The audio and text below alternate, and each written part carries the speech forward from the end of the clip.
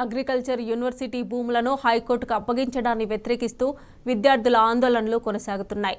GO 55ను రద్దు చేయాలని నిరసన చేపట్టారు. యూనివర్సిటీలో ప్రొఫెసర్ జయశంకర్ విగ్రహం వద్ద విద్యార్థులకు సంఘీభావం తెలిపారు బీఎస్పీ రాష్ట్ర అధ్యక్షుడు ఆర్ఎస్ ప్రవీణ్ కుమార్.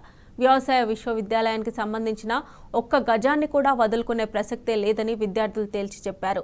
హైకోర్టు నిర్మాణ ప్రతిపాదనను వేరే చోటుకు మార్చాలని డిమాండ్ చేశారు.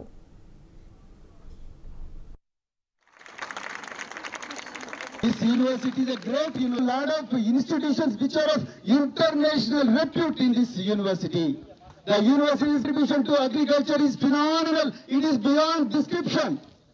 I request you to not to leave even 1 inch of land, and it's not going to stop with the building of High Court.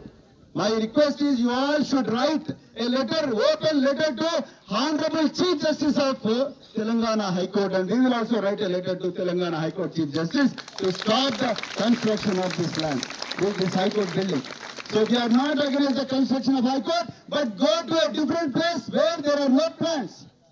Go to a different place where there is sufficient space, where there is no destruction of trees.